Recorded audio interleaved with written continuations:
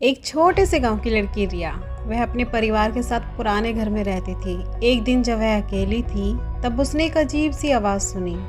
आवाज़ बहुत ही प्यारी और आकर्षक थी। रिया ने उस आवाज़ का पीछा किया और एक छोटे से कमरे में पहुंच गई। वहां उसने एक पुराना संदूक देखा। आवाज़ संदूक में से ही आ रही थी।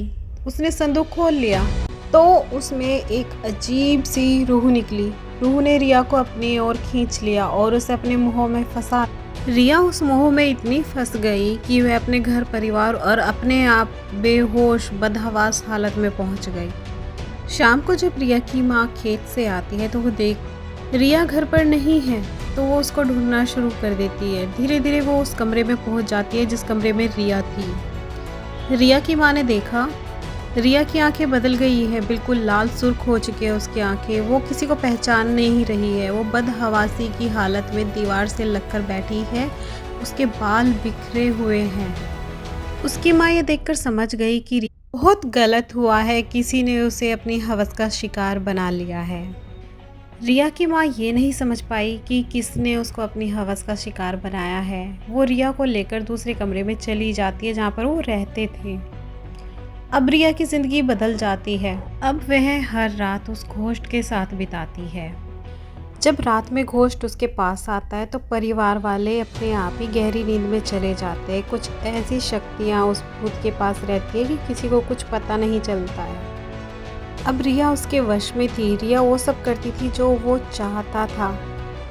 अब रिया को भी जाने अनजाने में उस भूत के साथ संबंध बनाने में मजा आने लगा था।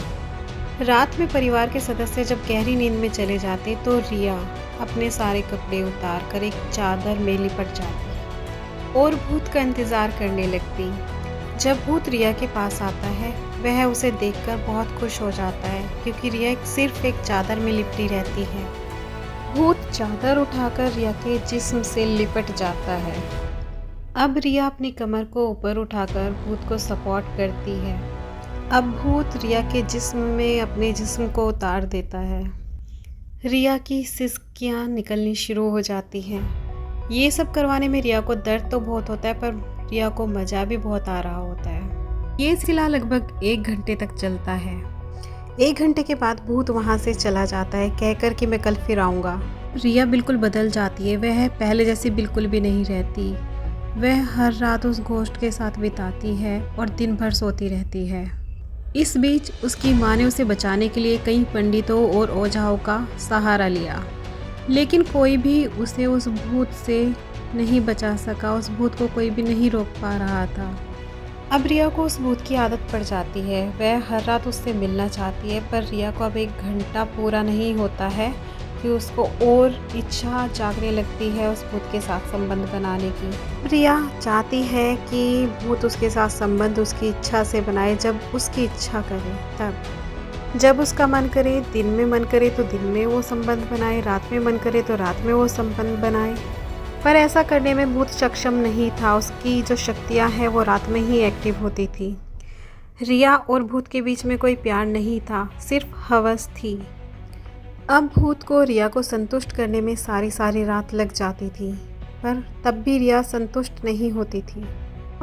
भूत को पछतावा हो रहा था कि उसने गलत लड़की को अपनी चपेट में ले लिया। पहले वह लड़की के साथ ज़बरदस्ती करता था, अब ऐसा लग रहा है कि लड़की उसके साथ ज़बरदस्ती कर रही है।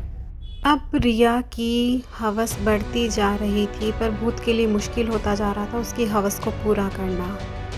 भूत के लिए एक मुश्किल और थी। वह किसी के शरीर में आ तो सकता था, किसी को अपना हवस का शिकार बना तो सकता था, पर जा नहीं सकता था। यहाँ पर उसकी इच्छा काम नहीं करेगी। रिया के घर वाले सोचते हैं कि रिया भूत के कब्जे में है, पर असल में हो क्या रहा था ये परिवार वाले नहीं जानते। अब भूत की इच्छा ये थी कि रिया के परिवार वाले कैसे भी करके उसको ये छुटकारा दिलवाए। वो रिया के कब्जे से बाहर होना चाहता था। अब आप रुक जाइए, आगे की कहानी के लिए सेकंड पार्ट लगेगा। आगे की कहानी को जानने के लिए आप चैनल को सब्सक्राइब कीजिए, जिससे ही नया पार्ट आता है आप तक की नोटिफिकेशन पहुंच जाएगी। हाँ, बेल आइकन ज़रूर दबाइएगा।